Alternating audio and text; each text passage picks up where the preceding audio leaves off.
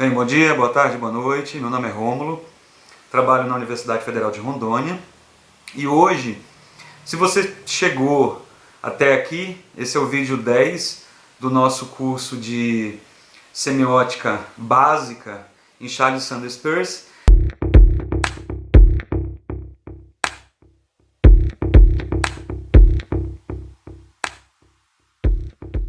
Nesse vídeo a gente vai trabalhar um aspecto da tricotomia do interpretante, né? Então a gente reconhece aí que os vídeos que nós fizemos, eles buscam raciocínio, eles buscam compreender a lógica por trás. Entre observação aqui, pessoal, vocês que gostam da semiótica americana e que têm acompanhado o curso, é que quando a gente trata de interpretante, a gente está tratando da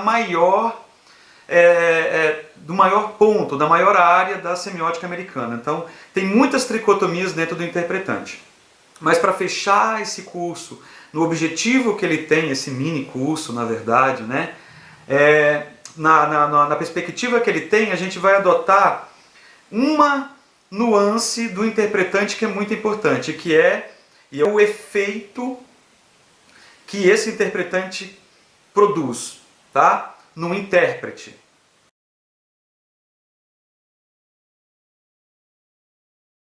Ok? Então, o efeito que esse interpretante produz em um intérprete. Ok? Sabendo que existem os intérpretes que podem ser coletivos, que podem ser mentes, que pode ser a própria cultura. E o interpretante ele é o efeito de sentido que nós iremos estudar nesse vídeo de hoje, porque tá bem legal. E só para saber quais são os 3 efeitos, a gente vai acompanhar a tricotomia ícone, índice e símbolo. Nós vamos relacionar os efeitos de sentido lá com essa tricotomia. Então a gente vai ter o seguinte: o primeiro efeito é o qualitativo, então é o efeito emocional. O segundo efeito é o efeito energético. E o terceiro efeito é o efeito lógico, é o que nós vamos estudar. Essa fase de estudo a gente já tem que separar. O interpretante ele poderia ser observado por vários pontos. Ele poderia ser observado por níveis e ele poderia ser observado por uma posição dentro do discurso. Se nós fôssemos olhar aí, relacionar ele com a questão do nível, a gente teria aí um nível de profundidade, um nível de superficialidade.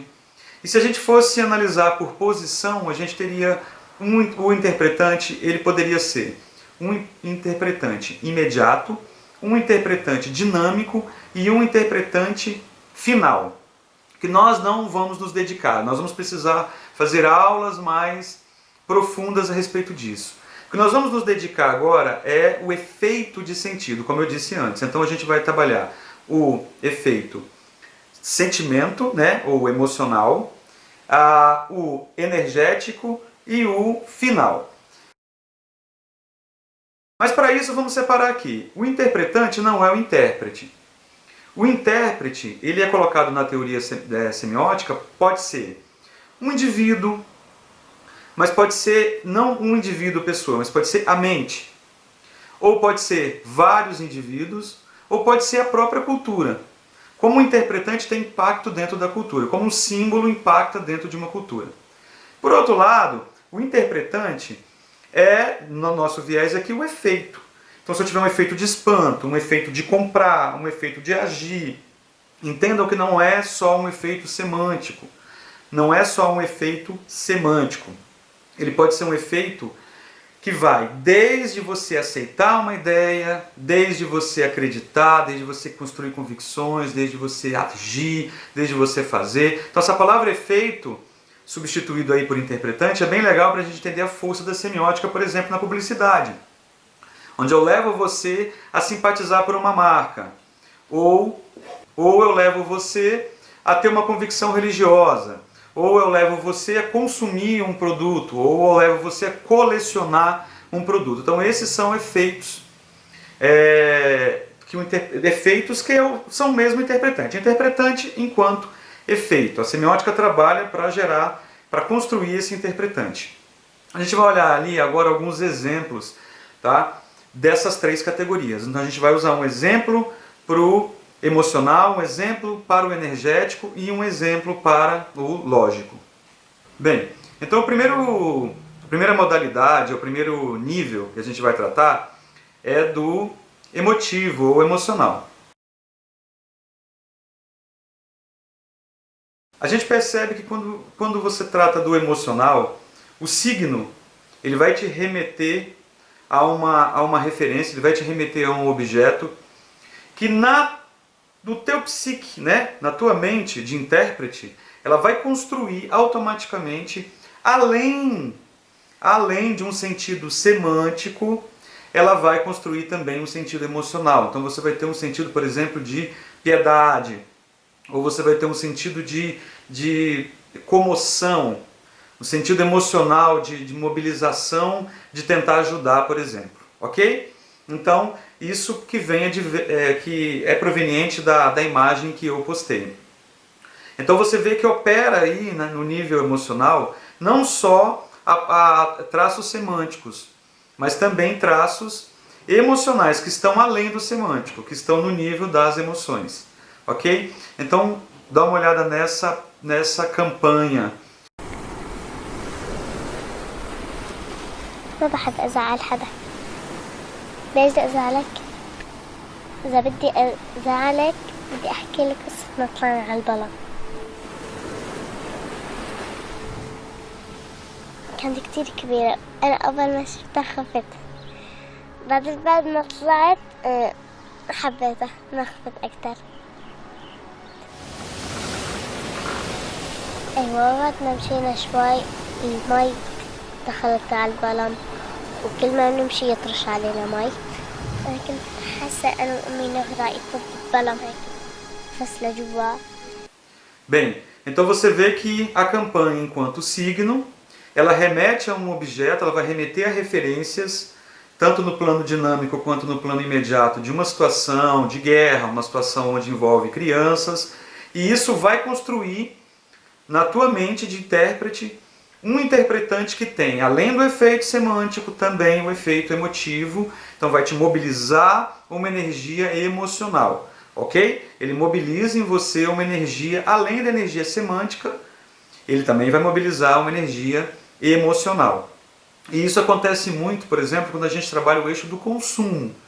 Então se você pega aí uma imagem, por exemplo, dá uma olhada nessa imagem. Então, nessa imagem aí, ou nessas imagens que estão ligadas ao consumo, que estão ligadas a alimento, o signo ele constrói, ele resgata, ele faz menção, ele determina um interpretante que condicione além, como eu sempre estou falando aqui nesse vídeo, do sentido semântico, ele traz para a gente um elemento além semântico, além cognitivo, que seria o quê? A fome, o que seria o desejo, ou que seria a vontade de consumir um alimento, ou a vontade de possuir alguma coisa, de obter aquilo, de ter aquilo para a gente. Ok? Em suma, então quando nós estamos falando da semiótica e nós estamos falando no interpretante a nível emocional, nós não só estamos lidando com forças semânticas, nós estamos lidando com forças emocionais. Então é aí que a propaganda vai ter um campo fértil para trabalhar, principalmente quando a gente pensa em crianças, quando a gente pensa em adolescentes, ou qualquer um que tem um nível de proteção racional, quando a gente fala em consumo. Não há nível de proteção racional que consiga proteger a fundo um elemento emotivo, um desejo, uma vontade, um sonho, uma recordação, por exemplo, quando você vê uma fotografia antiga tua, e que isso vai trazer para você não só um elemento semântico, mas vai trazer também automaticamente aí um elemento emotivo, ok? Então esse aqui seria o primeiro exemplo do nível emocional. Bem, pessoal, então a gente vai tratar agora do energético, ok? E ele está ao nível do índice. Então esse nível energético, ele está a nível do índice. Lendo as duas obras e lendo algumas citações, eu percebo que há uma dificuldade de exemplos muito claros a respeito desse nível energético. Se você pegar ao pé da letra A Santaella e o Pearson, é muito texto que ele produziu, mais de 10 mil páginas falando das tricotomias e tal. Mas você percebe que no caso da Santaella ela propõe uma ideia de gasto energético para resolver uma situação, onde você te chama a tua atenção. Seriam signos que levassem a objetos que demandassem a tua energia de concentração. Eu pensei que uma forma de explicar isso aí, para ficar um pouco mais claro, tentando traduzir isso aí de uma forma mais cognitiva, eu pensei que a gente poderia pensar do seguinte modo. Quando a gente mobiliza, além daquela informação básica, a gente mobiliza um nível racional de lógica, que ainda não é o símbolo, mas um nível de organização para tentar entender e organizar aquilo. Então, eu vou dar um exemplo claro aqui. Se eu pego uma fotografia tua da infância e pego uma charada,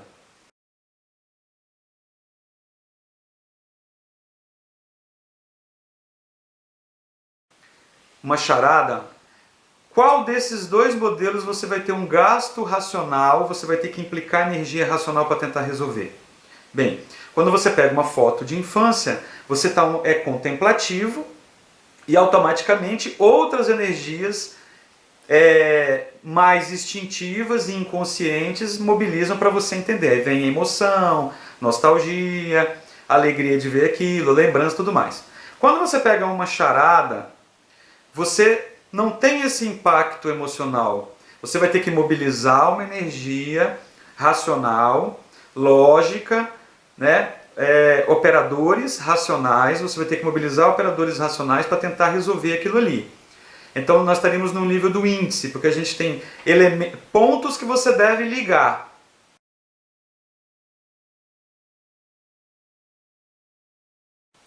Eu acho que essa é a ideia interessante. Então no nível energético, eu tenho pontos e eu devo fazer o quê? Eu devo ligar.